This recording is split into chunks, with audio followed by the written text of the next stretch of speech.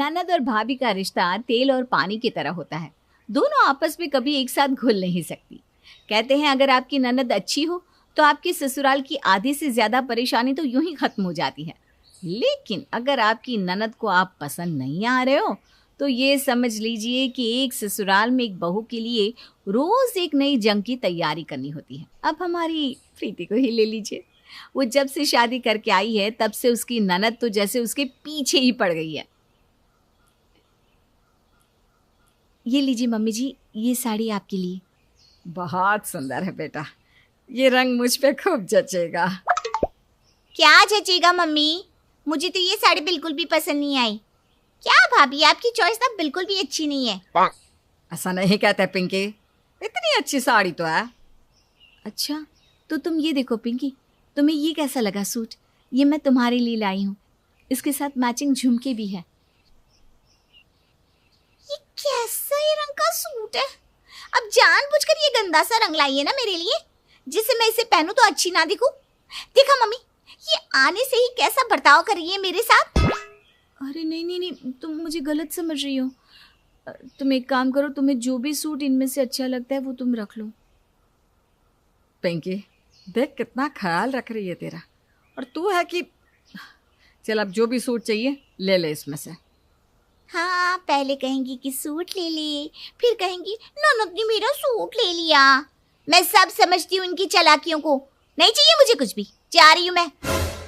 और पिंकी वहां से उठकर चली जाती है। मम्मी जी, सच में मेरा ऐसा कोई इरादा नहीं था, और मुझे अनुज ने बताया था कि ये पिंकी का पसंदीदा कलर है, इसलिए मैंने सबसे सुंदर सूट ही उसके लिए पसंद किया था। अरे नहीं बहू, तुम्हारी गलती बिल्कुल भी नहीं है। पिंकी का स्वभाव ही कुछ ऐसा है। तुम चिंता मत करो, धीरे धीरे वो सब समझ जाएगी। जी मम्मी जी, मैं कोशिश करूंगी कि मैं उसका दिल जीत पाऊँ।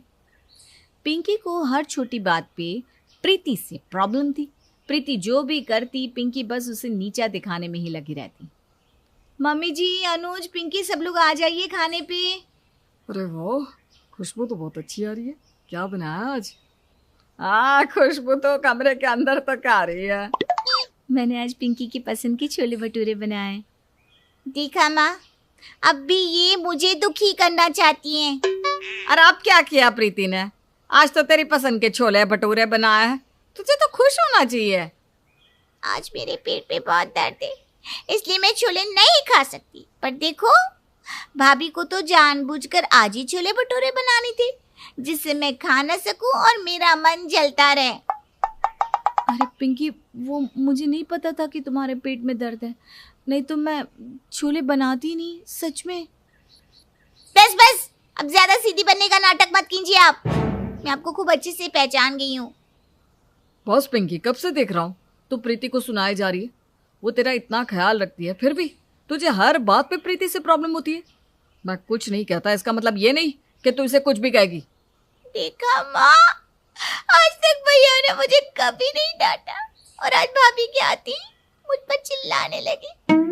ये है भाभी जो मेरे खिलाफ भड़काती रहती है, तभी तो। प्रीति ने मुझसे आज तक तेरे बारे में कुछ नहीं कहा।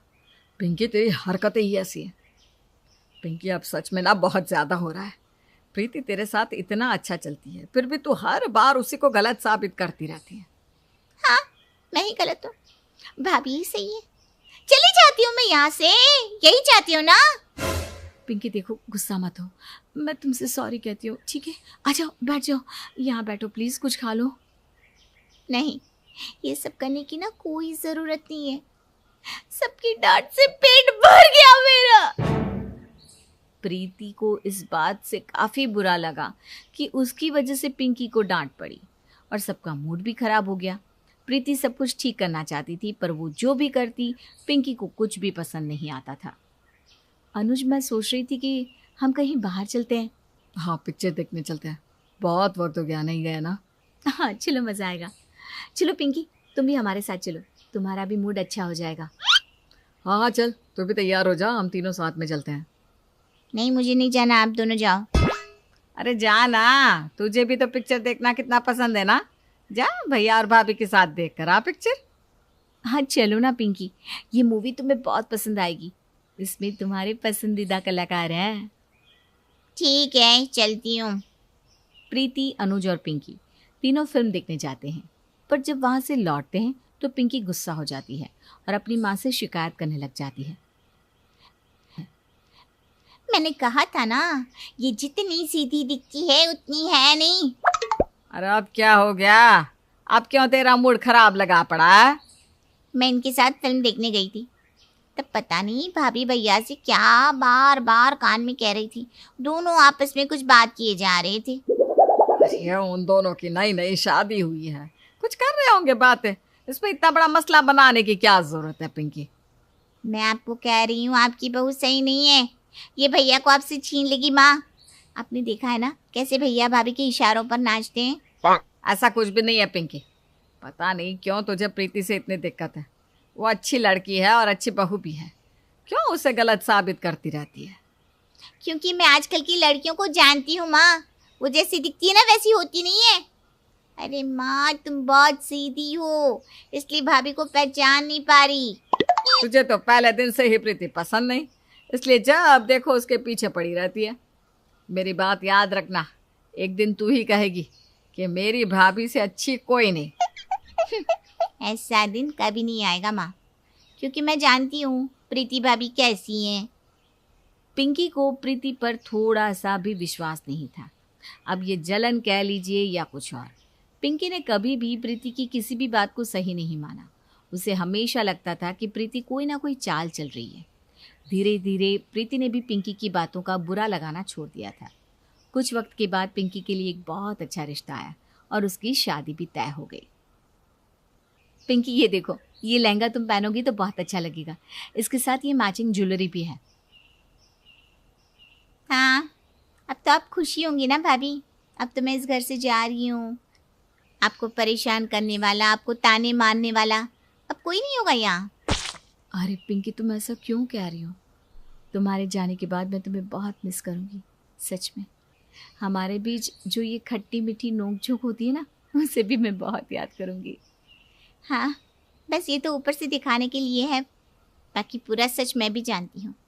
आप तो मेरी शादी के दिन का ही इंतज़ार कर रही होंगी कि कब मैं इस घर से जाऊँ और कब आपका इस घर पर हुक्म चले।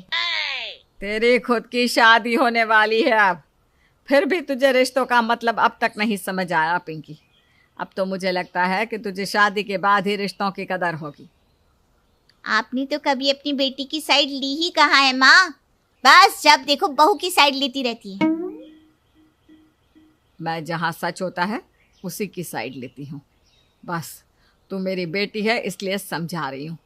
प्रीति ने हमेशा तेरा अच्छा चाहा है, तो हमेशा से उसे गलत साबित करने पर तुली रहती है। हाँ हाँ, मैं ही तो विलन हूँ ना इस घर की।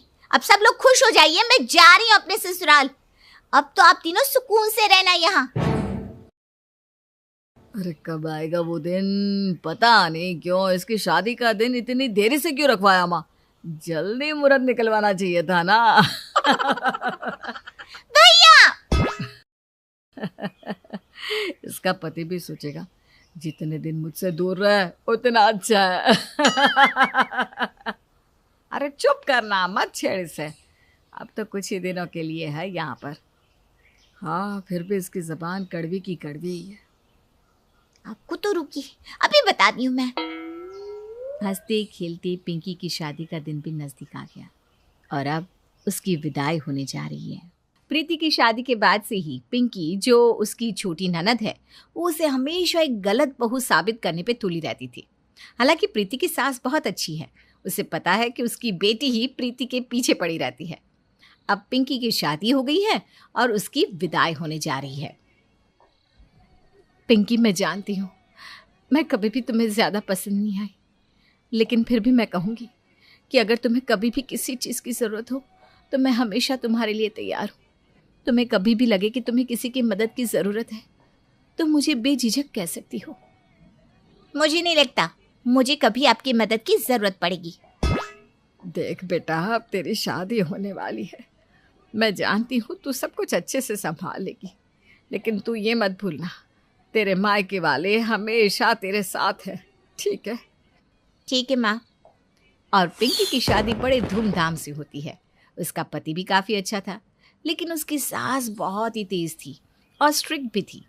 क्योंकि पिंकी को अभी घर संभालने का इतना अनुभव नहीं था, इसलिए उसकी सास उसे काफ़ी ताने मारती थी। जो पिंकी सबको अपने इशारों पर नचाती थी, अब वो अपनी सास से बहुत डरती थी। एक दिन जब पिंकी अपनी माँ से फ़ोन पर बात कर रही है। अरे क्या हुआ, तू इतनी परेशान क्यों लग रही है? फिर तेरे सास ने कुछ कहा क्या? अरे माँ, मेरी सास तो इतनी सख्त है कि क्या ही बताऊँ तुम्हें। उन्हें तो हर काम एकदम सही से परफेक्ट करना पसंद है। और तुम तो मुझे जानती हो, मैंने आज तक कभी ये सब किया ही नहीं, इसलिए वो मुझसे ज़्यादा खुश नहीं है। उखड़ी उखड़ी रहती है मुझसे। तो पिंकी, तुझे काम ठीक से करना चाहिए ना। फिर मैंने कहा था कि प्रीति से सब कुछ सीख ले, पर तू कहाँ मानने वाली है मेरी बात को। पर माँ, अब तो एक नई मुसीबत आ गई है, उससे कैसे निपटूं समझ में नहीं आ रहा। अरे क्या हुआ ऐसा? मेरी सास ने आज शाम को अपनी सहेलियों को बुला लिया है खाने पे, और कहा है कि वो उनकी खास सहेलियाँ हैं, तो उनके लिए कुछ स्पेशली बनाऊं मैं। अगर मेरी सास की सहेलियों को खाना पसंद नहीं आया तो मेरी सास तो मुझसे और भी ज़्यादा गुस्सा हो जाएंगी। समझ में नहीं आ रहा क्या करूं। अरे ये तो बहुत बड़ी समस्या ले ली तूने अपने सर पे। कावेरी पिंकी से बात कर रही थी कि प्रीति उन दोनों की बातें सुन लेती है।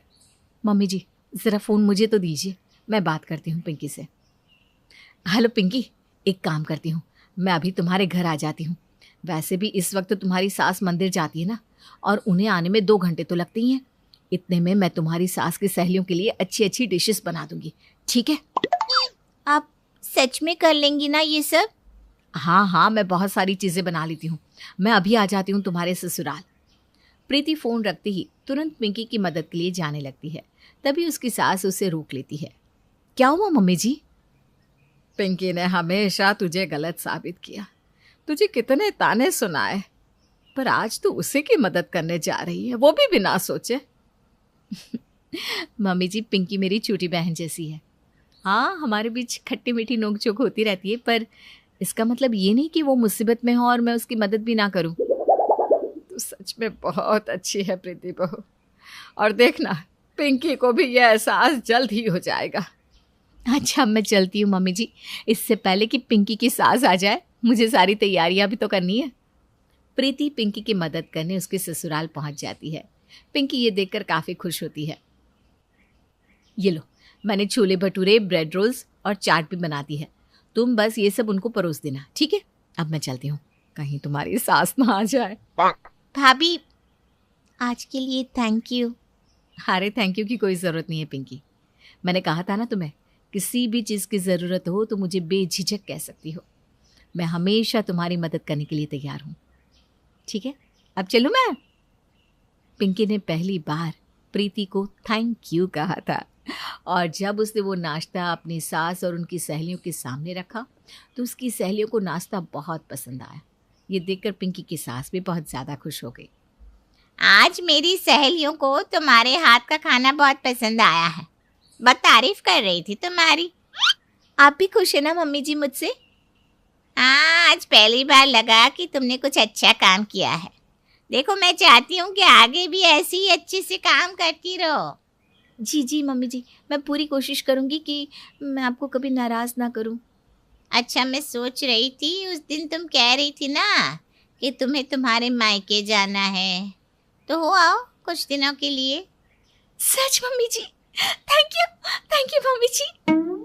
और मैं ये कह रही थी कि अगर तुम मायके जा ही रही हो तो वहाँ से मेरी बहन की बेटी की शादी की शॉपिंग भी कराना, ठीक है? शॉपिंग? हाँ, क्यों तुम्हें याद नहीं? अगले महीने मेरी बहन की बेटी की शादी है, तो उनके लिए भी तोहफे ले आना, और अपने लिए भी अच्छे कपड़े, और मेरे लिए भी शॉपिंग कराना। मैंने देखा है तुमने अपनी शादी में जो कपड़े पहने थे और तोहफे लाए थे, वो काफ़ी अच्छे थे। वो तो प्रीति भाभी ने सब किया था। आज इतने दिनों बाद मेरी सास मुझसे खुश है। अगर ना कह दूंगी तो फिर से मुझसे नाराज़ हो जाएंगी। हाँ बोल देती हूँ। क्या हुआ, इतना क्या सोच रही हो? नहीं लाना उनके लिए तोहफे तो ठीक है, मैं अकेले ही चली जाऊंगी। अरे नहीं मम्मी जी, वो मेरी भी तो मौसी सास है, मैं सब कुछ ले आऊँगी, अच्छे से पैक भी करके ले आऊँगी। ठीक है, चलो जाने की तैयारी कर लो, शाम को आकाश तुम्हें छोड़ आएगा। जी। पिंकी ने अपनी सास को हाँ तो बोल दिया, लेकिन उसने अपनी शादी में जो भी कपड़े पहने थे वो सब प्रीति ने उसके लिए लाए थे। शाम को आकाश उसे मायके छोड़ आता है।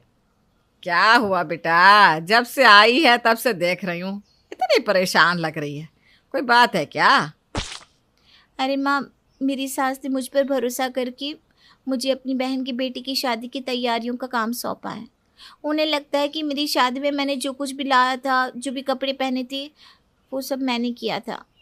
तो तूने अपनी सास को बताया नहीं कि वो सब तेरी भाभी ने किया था तेरी शादी में? नहीं माँ, मैंने सोचा कि पहली बार तो वो मुझसे खुश हुई हैं। अगर मैंने कह दिया कि मुझे नहीं आता तो मुझसे और नाराज़ हो जाएंगी।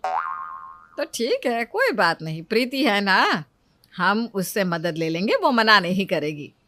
नहीं माँ, पहले भी उन्होंने मेरी बहुत मदद की है। फिर से मदद मांगूंगी तो मेरी ही बेइज्जती हो जाएगी। बेइज्जती? बेइज्जती कैसे इसमें?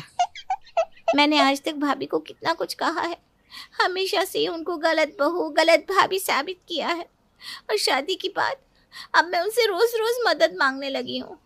अब तो वो मुझे ताना मारेंगी ही पक्का। तेरी यही गलती है पिंकी, पता है तुझे? तूने हमेशा प्रीति को गलत समझा और अब भी समझ रही है। तुझे क्या लगता है कि तू अब प्रीति से मदद मांगेगी तो वो तुझे ताने कसेगी, तुझे नीचा दिखाएगी? ना, बिल्कुल भी नहीं। उल्टा वो तो तेरी मदद करके हमेशा ही खुश होती है। तू ही है जो कभी प्यार से बात नहीं करती। तुझे यकीन ना हो तो खुद बात करके देख ले। रुक, मैं अभी प्रीति को बुलाती हूँ। अरे माँ रुको, तो क्या कर रही हो? प्रीति, प्रीति यहाँ आना जरा। हाँ मम्मी जी, कहिए, आपको कुछ चाहिए था? अरे नहीं, मुझे नहीं, पिंकी को कुछ बात करनी है तुमसे। हाँ हाँ पिंकी, बोलो ना, कुछ चाहिए था तुम्हें? वो भाभी, आपकी थोड़ी सी मदद चाहिए थी। अरे हाँ हाँ बोलो ना, क्या मदद चाहिए, मैं तैयार हूँ। बोलो क्या काम करना है, मैं अभी कर देती हूँ। आई एम सॉरी भाभी, मैंने आपको बहुत गलत समझा। प्लीज मुझे माफ कर दीजिए। मैंने आपको क्या क्या नहीं कहा, आपको हमेशा गलत साबित किया, पर आपने कभी मुझे अकेला नहीं छोड़ा, हमेशा मेरी मदद की, कभी ताना नहीं मारा। और आज आपकी वजह से मेरी सास मुझसे इतनी खुश है। अरे पिंकी, पिंकी रो मत, तुम मेरी छोटी बहन जैसी हो और बहनों के बीच नोकझोंक होती रहती है ना। रोना बंद करो, चलो रोना बंद करो। अब बताओ क्या मदद चाहिए? और प्रीति की मदद से पिंकी अपनी मौसी सास के लिए इतने अच्छे तोहफे और कपड़े लेती है कि जिसे देखकर उसकी सास फूली नहीं समाती। उसके बाद से पिंकी ने प्रीति को अपनी भाभी से सहेली बना लिया था। अब उन दोनों की इतनी पटती थी कि जितनी सगी बहनों की भी ना पटती हो। सही कहा है किसी ने, जब ननद खुद बहू बनती है तब उसे अपनी भाभी की कदर समझ आती है। आज तो बड़ी अच्छी खुशबू आ रही है किचन से, कुछ स्पेशल बन रहा है क्या? क्यों ना बनाऊं, मेरी ननद पहली बार घर आ रही है तो उसका सारा फेवरेट खाना बनाया है मैंने। नीता, तुम प्रीति को अभी ठीक से जानती नहीं, इसलिए बताना मेरा फर्ज है कि प्रीति जरा टेढ़े स्वभाव की है। उसे हर बात में दूसरों की गलती निकालने की आदत है और बहुत नखरे हैं उसके। तो क्या हुआ, वो तुम्हारी छोटी बहन है और हमारी शादी के बाद पहली बार हमारे घर आ रही है, इसलिए उसके सारे लाड़ पूरे करेंगे। फिर जल्दी उसकी शादी भी हो जाएगी, तो यही मौका है ना उसकी खातिर करने का। ठीक है, लेकिन मैंने तुम्हें वार्न कर दिया है। नीता अपनी ननद प्रीति के पहली बार घर आने से बहुत खुश थी, लेकिन उसका पति सतीश अपनी बहन के स्वभाव को लेकर बहुत टेंशन में था। अगले दिन प्रीति घर आई। अरे प्रीति, आ गई तुम? अब यहाँ आने के लिए निकली थी तो यहीं आऊंगी ना भाभी? और माँ बाबूजी सब कैसे हैं? सालों से जैसे हैं वैसे ही हैं। भाभी अब बातें छोड़ो और खाना लगाओ ना, बड़ी भूख लगी है। हाँ हाँ तुम बैठो, मैं अब भी खाना लगाती हूँ। देखो प्रीति, मैंने तुम्हारी पसंद की सब्जी, पराठा, दही बड़ा और बादाम का हलवा भी बनाया है। पसंद आएगा ये नहीं, वो तो खाकर ही पता चलेगा ना। प्रीति, तू आते ही शुरू हो गई। नीता ने इतने प्यार से तेरा फेवरेट खाना बनाया है, चुपचाप खाना शुरू कर। कैसा बना है सब? ठीक ठाक ही है, कुछ खास नहीं है। ओ सॉरी प्रीति, मैं अगली बार और अच्छी तरह बनाऊंगी। देखते हैं। चलो मेरा खाना तो हो गया, अब मैं आराम करने जा रही हूँ। मैंने कहा था ना, ये प्रीति बहुत बदतमीज है। तुमने उसके लिए उसकी पसंद का खाना बनाया, लेकिन उसे इस बात की कोई कदर ही नहीं। उसे बस हर चीज में खामी निकालनी है। माँ बाबूजी के लाड ने उसे बहुत बिगाड़ दिया है। कोई बात नहीं जी, वो जरा मुड़ी है, लेकिन हमारे परिवार में सबसे छोटी भी तो है ना, लाड तो ज्यादा होंगे ही। नीता ने अपनी ननद की बातों का बुरा बिल्कुल नहीं माना, लेकिन प्रीति भी कहाँ मानने वाली थी। ये घर है या चिड़ियाघर? कितना शोर है। भाभी कितने लोग आते हैं यहाँ सुबह सुबह? हर 10 मिनट में डोरबेल बजती है, मैं सो ही नहीं पा रही हूँ। अरे प्रीति, दूध वाला, अखबार वाला, काम वाली बाई, सब्जी वाला, सब सुबह ही तो आते हैं, क्या करूं मैं? अरे तो आप सुबह सुबह क्या करती हो? सब्जी और दूध आप ले आया करो। अखबार वाले को बोलो कि चुपचाप दरवाजे पर अखबार छोड़ जाए, और काम वाली को बोलो कि जरा देर से आए। लेकिन प्रीति, बस भाभी, मैंने कह दिया ना, जब तक मैं यहाँ हूँ सुबह घंटी नहीं बजनी चाहिए। आप सबको बोल दो बस। नीता, मेरा टिफिन पैक कर दो, मुझे ऑफिस के लिए देर हो रही है। सॉरी जी, मैं कपड़े धो रही थी ना, तो खाना बनाने में थोड़ी देर हो गई। अरे वॉशिंग मशीन के होते इतनी देर कैसे हो गई? वो प्रीति के कपड़े थे, उसने कहा कि वॉशिंग मशीन में धोने से खराब हो जाएंगे, तो हाथ से धो रही थी। उफ, ये लड़की। प्रीति, प्रीति! क्या है भैया, क्यों चिल्ला रहे हो? तुम्हारी भाभी घर का पूरा काम करती है, तुम अपने कपड़े भी नहीं धो सकती? मुझे नहीं आता कपड़े धोना। घर पर भी हमेशा माँ कपड़े धोती है। तो तुम कब सीखोगी? रहने दो जी, शादी के बाद तो इसे सारा काम सीखना ही पड़ेगा ना। मैं आपकी तरह नहीं हूँ भाभी, मैं तो शादी के बाद भी कपड़े नहीं धोने वाली। शादी के बाद जो करना है कर लेना, लेकिन यहाँ अपनी भाभी का काम में हाथ बटाओ, काम मत बढ़ाओ। सब समझ रही हूँ, ये सब भाभी ने सिखाया है ना आपको। आपको इतनी दिक्कत है तो मुझे यहाँ बुलाया ही क्यों? मैं बोलती हूँ बाबूजी को, मेरी टिकट करवा दे आज ही। अरे अरे प्रीति, ऐसा कुछ नहीं है। देखो, तुम अपने कमरे में जाओ, आराम करो, मैं खाना रेडी होते ही तुम्हें बुलाती हूँ, ठीक है? तुम ये ठीक नहीं कर रही हो नीता। तुम जितना झुकोगी ये उतना ही तुम्हें परेशान करेगी। अरे कोई बात नहीं जी, शादी के बाद उसे काम करना ही पड़ेगा ना, अभी मायके के मजे लेने दो। सतीश का अंदाजा बिल्कुल सही निकला। प्रीति के नखरे और बढ़ गए। ये क्या किया? हे भगवान, मेरा फोन! अब क्या हुआ प्रीति?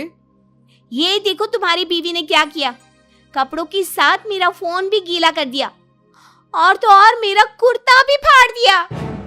सॉरी प्रीति, लेकिन मैंने जानबूझकर नहीं किया। ऐसे कैसे नहीं किया? हाँ, मेरा फोन क्या अपने आप पानी में चला गया और कुर्ता खुद ब खुद फट गया क्या? तुमने बिस्तर पर कपड़े का ढेर रखा था ना, मैंने वैसे ही उठाकर गीला कर दिया। और तुम्हारा कुर्ता तो पहले से फट रहा था, ब्रश लगाया तो फट गया, इसमें मेरी क्या गलती? वाह वाह वाह, कपड़े के ढेर में मोबाइल नहीं दिखा आपको, आंखें हैं या बटन? प्रीति, बहुत हो गया। अब नीता से जरा भी बदतमीजी की ना तो अच्छा नहीं होगा। तुम्हारे कपड़े तुम्हें खुद धोने चाहिए, लेकिन वो तुम नीता से धुलवाती हो। कम से कम कपड़े चेक तो कर लेती थी कि कोई सामान तो नहीं रखा। ऊपर से उसी को उल्टा सीधा बोल रही हो, तुम्हें शर्म नहीं आती? शर्म तो भाभी को आनी चाहिए। इन्हें मेरा यहाँ रहना पसंद नहीं तो बोल देती। मेरा फोन और मेरे कपड़ों से बदला क्यों लिया? मैं सच कह रही हूँ प्रीति, मैंने जानबूझकर ऐसा कुछ नहीं किया। नीता, तुम्हें प्रीति को सफाई देने की कोई जरूरत नहीं है। हाँ, मुझे सफाई मत दो, सफाई तो तुम माँ को देना। मैं आज ही गांव जा रही हूँ और माँ को सब बताऊंगी कि मेरी भाभी कितनी बुरी है और भैया कैसे जोरू के गुलाम बने घूम रहे हैं। ठीक है, जो बोलना है बोल देना। चलो मैं तुम्हें अभी बस स्टैंड पर छोड़ कर आता हूँ। इस तरह प्रीति अपनी भाभी को बुरा भला कहकर गांव चली जाती है। कुछ हफ्तों में उसकी शादी भी हो गई, लेकिन नीता को अब भी बुरा लग रहा था कि उसकी ननद रूठकर उसके घर से गई और अब उसकी सास भी उससे नाराज थी। तुम इतना क्यों सोच रही हो? जो हुआ उसमें तुम्हारी कोई गलती नहीं थी। वो सब तो ठीक है, लेकिन प्रीति दुखी होकर यहाँ से गई है और तभी से माँ जी भी मुझसे ठीक से बात नहीं कर रही। उन्हें लग रहा होगा कि उनकी बहू बहुत बुरी है, उनकी बेटी के साथ इतना बुरा किया मैंने। ऐसा कुछ नहीं है नीता, माँ ऐसा नहीं सोचती। तभी प्रीति और उसकी माँ यानी कि नीता की सास वहां आ गए। भाभी, भाभी। अरे माँ, प्रीति, आप दोनों यहाँ? क्या हुआ प्रीति, और तुम रो क्यों रही हो? सॉरी भाभी, प्लीज मुझे माफ कर दो भाभी। अरे किस बात की माफी? माँ, बात क्या है? क्या हुआ? यह तो प्रीति ही बताएगी। बोलो प्रीति, क्या हुआ? होना क्या था भाभी, मुझे अपने कर्मों की सजा मिली है। जैसा बुरा बर्ताव मैंने आपके साथ किया, शादी के बाद वैसा ही बर्ताव मेरी ननद ने मेरे साथ किया। वो बात बात पर मेरी गलती निकालती है, सारा काम मुझसे करवाती है और फिर भी सबको मेरे खिलाफ भड़काती है। अरे ये क्या बात हुई? सुनिए जी, आप प्रीति के ससुर जी और दामाद जी से बात कीजिए। हमारी बेटी के साथ ऐसा कैसे कर सकते हैं वो लोग? अरे बहू, उनसे तो तुम्हारे बाबूजी बात कर लेंगे, लेकिन उसके पहले प्रीति को तुमसे कुछ कहना है। भाभी, जब मेरी ननद मेरे साथ ऐसा कर रही थी तो मुझे उसका बुरा नहीं लगा। मुझे इस बात का बुरा लगा कि यही सब मैंने आपके साथ किया, जबकि आप तो मुझसे कितने प्यार से बात करती थी। जो वो कर रहे हैं वो तो मेरे कर्मों का फल है, मैं भुगत लूंगी, लेकिन मुझे आपसे माफी मांगनी थी। प्रीति ने मुझे सब कुछ बताया कि उसने तुम्हारे साथ क्या क्या किया, इसलिए मैं उसे यहाँ ले आई ताकि वो तुमसे माफी मांग सके। भाभी, प्लीज मुझे माफ कर दो, मैं बहुत बुरी हूँ, लेकिन अब मैं सुधरना चाहती हूँ। प्रीति, तुम्हें माफी मांगने की कोई जरूरत नहीं है।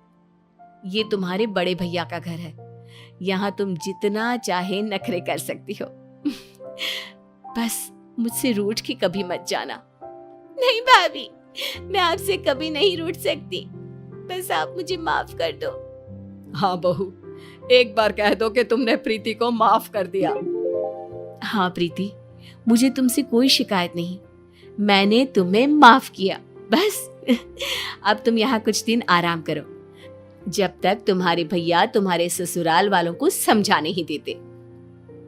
माँ, प्रीति, एक बात आप सबको समझनी चाहिए कि अगर हर सास ये याद रखे कि वो भी कभी बहू थी और हर ननद ये याद रखे कि उसे भी कभी किसी की भाभी बनना है, तो किसी घर में कभी क्लेश नहीं होगा। हर आंगन में बस खुशियां और प्यार ही बिखरेगा। तो इस तरह ननद को अकल भी आई और अपनी गलती भी समझ गई जब वो किसी की भाभी बनी।